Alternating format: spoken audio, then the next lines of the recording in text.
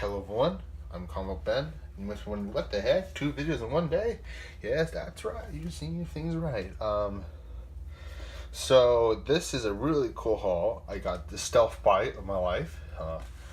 Might not be the best stealth buy ever, but I thought I got a really good deal on this really valuable comic, and so really excited about that. And also be showing off my Pullis, but my Pullis, mate.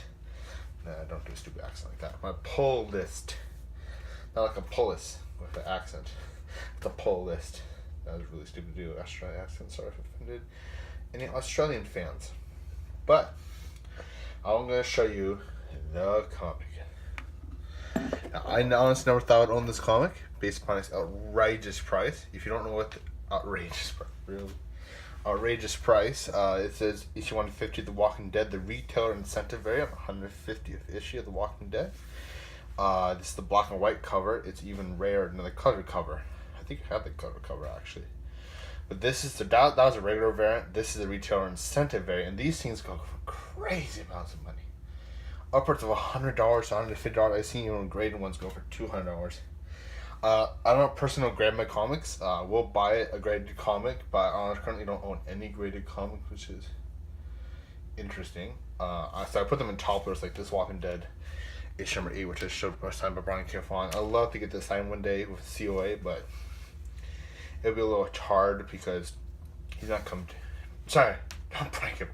Robert Kirkman's not come to any cons nearby. So let me tell you the story on this. So I was browsing eBay, and there's this thing called Typo Hound, which finds typos on eBay listings. So it's a really good strategy if you want to find like misspelled eBay listings. So every once in a while, maybe once or twice a month, I'll search Walking Dead with Typo Hound. What Typo Hound does is it purposely misspells comic books.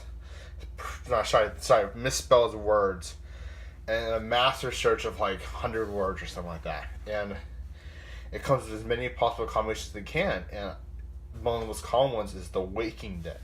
You can just search The Waking Dead. You find pillows and blankets and stuff like that, and occasionally you find comic books like this. This guy was selling it for $28 at auction, or $26 at auction, and it's not the best condition. I would say it's more of a 9.6, 9.4. It was advertised at 9.8. I got a little beat up in shipping. I'm not going to complain to him. It's fine with the price I paid, $26 I paid for this comic, free shipping. Came in Mylar, expertly packed, bubble wrap. He knew what he had. He just was embarrassed. Probably, he or she, I'm not going to say he, always he. The seller probably didn't realize that they had such a valuable comic. They knew they had a valuable comic, but they just didn't realize that they misspelled the listing. They're probably like, what the heck is wrong with not selling? So I think I know. I feel really bad. I let him know I felt really bad for a stealth buying off of him, and the poor guy. He was totally understanding that he was his mistake. I let him know of his mistake afterwards. I didn't send him a best offer or anything like that. Obviously, it was for auction, so I couldn't. So. Yeah, I'm really glad I got this for this price. I was really surprised I saw it. I bought it literally right away after. I even didn't read the description. I looked at the zoom in pictures. It's definitely legit. I really would doubt someone would counterfeit this comic. I don't see any reason to. The only damages are in the corners, like almost every comic, and a little bit on the spine. If you're gonna find a damaged comic, any damage on comics is gonna be the corners. There's no spine ticks, it's just like the spine break. Very little, but it could be just the ink flowing over, and there's a little bit of like off-centering in the pages, but it's pretty flawless, nevertheless. So 4 minutes of rambling about a comic. You probably could have skipped that whole part. If you wanted to, I should let you know in the description. So I got Image. So this is not my Pullis. So I got Image Plus, Man Eaters.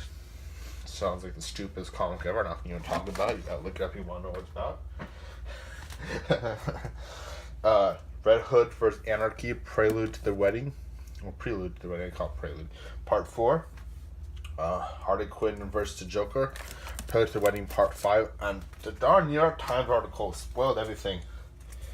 I know everyone's like talking about that. So I got this. I think this is Jim Lee cover. Yeah, it is. Jim Lee variant cover. I heard this one's going for a bit of money. And then I also got a really another good variant cover. Catwoman 1. A variant cover, which is really neat variant cover.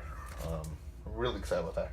So on to my actual pull list. This comic I got this comic this week instead of last week. The shop didn't send me it, and it didn't send these in bags and boards for some reason, and I can't figure out why. But Malefic, issue number 8, ending this really weird and disturbing, very not for children's series. Submerged, issue number 1, but don't worry, I'm not a child, so that's from Vault Comics, I can read it. Brian K. Vaughan's Paper Girls, issue number 22. I made this joke. Family member said, "You're gonna look like that in 20 years." It's like, that's mean. The Walking Dead, issue 181. I absolutely love The Walking Dead. Also, it's my favorite comic book series of all time. Really excited about this issue. I haven't read any of these yet. This might be the television or not. Here's the paper, the plastic right there. The plastic flap is open. So this is The Last Siege, issue number 2. I also noticed something in the Batman wedding issues. These preludes are $4 instead of $2 to $3. And my theory is it's because it's all story. There's no ads in there except for the front and the back, and maybe 1 or 2. Compared to most DC comics would have ads all over the place, which is kind of annoying. But I mean, you get what you pay for, you know. These don't. Death for Glory, issue number 3. Actually, I think one of these might actually had an ad in it. Flipping through one of my comic books I got recently, and one of them actually, Image Comic, had an ad in the middle of the comic. So that was really interesting. So, Death for Glory number 3. Really good stuff so far. I don't love Rick Remender's work. It's good. It's not great, but it's passable, and I'm really enjoying this series. I haven't read much more than him. The only reason I don't like his work so much, I think the main factor is a lot of his comics go on hiatus and are delayed and don't come out on time. So with Jonathan Hickman, and who else does that a lot? Warren Ellis.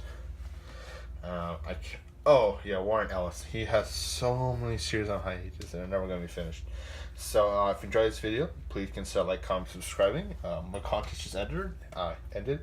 Oh yeah, and Silver Age Dave, I missed his entry, and one other person was going to enter. I forget who, but it's the last minute entry. If I don't get it tonight by midnight Pacific time, it doesn't count. So actually, it probably will count. I don't care. But thanks for watching. Almost 8 minutes. Bye bye.